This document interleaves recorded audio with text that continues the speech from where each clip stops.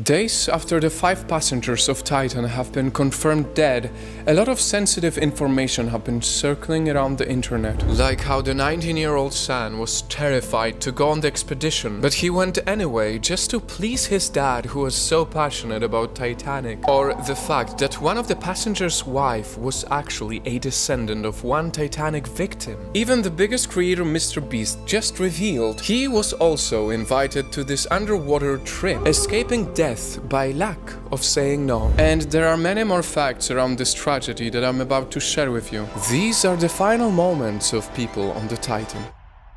It all started on June 16th. MV Polar Prince, the ship carrying the submersible called Titan, left Canada and traveled about 700 kilometers off coast. British billionaire, Pakistani businessman and his son, French explorer, and the CEO of the company offering the tour himself. These 5 went to see with their own eyes the world's most famous wreckage, the Titanic, which was about 13,000 feet deep. The next day, June 17th, one of the 5 passengers, billionaire Hamish Harding, proudly posted on his Facebook what would be his last post ever. This mission is likely to be the first and only manned mission to the Titanic in 2023. In that post, he mentioned how the weather has been affecting missions like this for the past decades. Can you just imagine if on the day they were leaving, the weather wasn't good? They would most likely be still alive. The next day, on June 18th, their dive was supposed to start at 4 a.m., but Titan was submerged at 8 a.m. And that's when the tragedy began. Some of them paid $250,000 just for this expedition, which was supposed to last for only around 8 hours. To reach such depths of the ocean is almost as hard as reaching space. At 9:45 a.m., which was 1 hour and 45 minutes into the dive,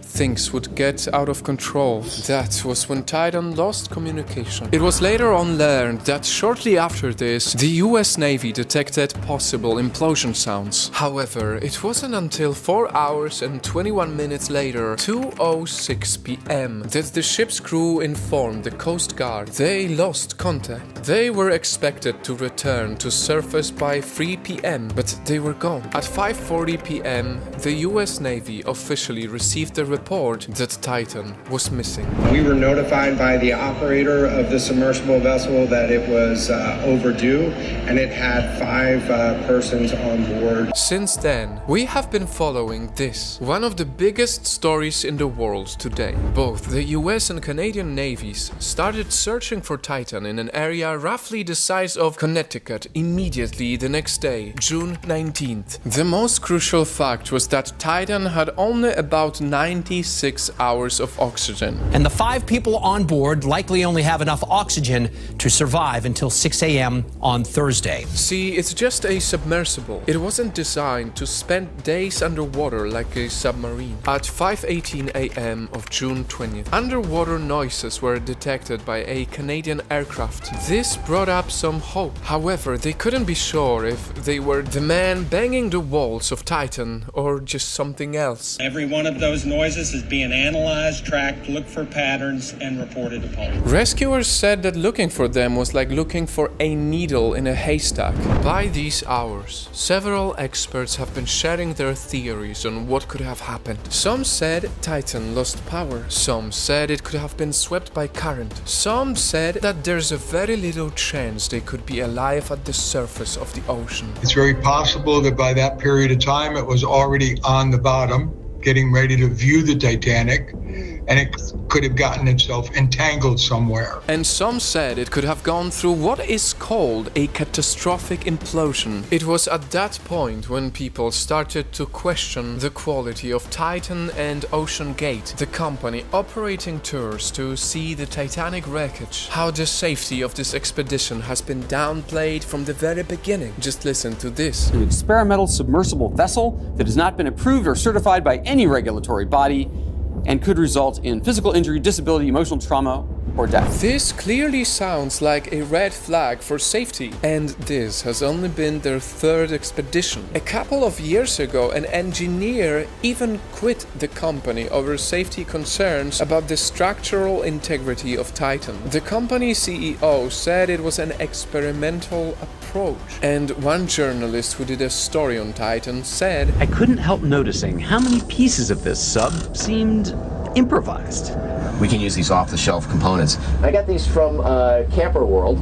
We run the whole thing with this game controller.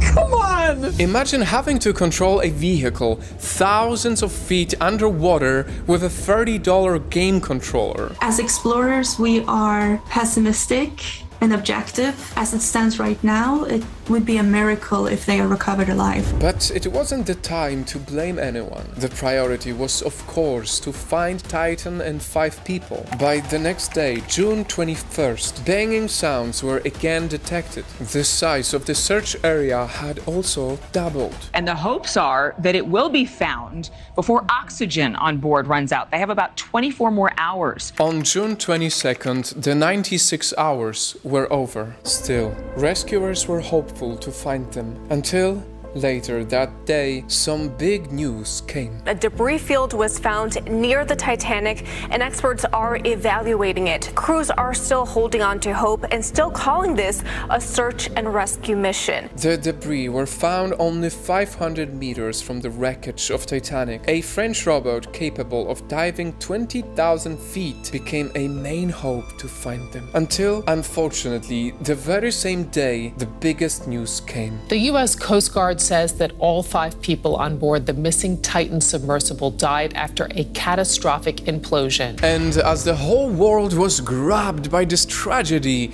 I can't help but see the double standards. 5 deaths got the attention of the whole world, but no one even spoke about hundreds of other deaths on this boat. See, just a few days earlier, almost 500 people died sinking in the middle of the ocean. They were escaping violence and poverty. It wasn't a fun journey to see the Titanic, it was a desperation. Just days before the Titan expedition, they all died. But did we care? Did all the media cover it? Did we see the whole world trying to save them? No, because they are poor, and we are used to poor people dying. That is the harsh reality of our world. And I leave you on this, because there's no better way of spreading awareness than using the perfect example of how in this world money makes lives worth more. Rest in peace, all the 505 people.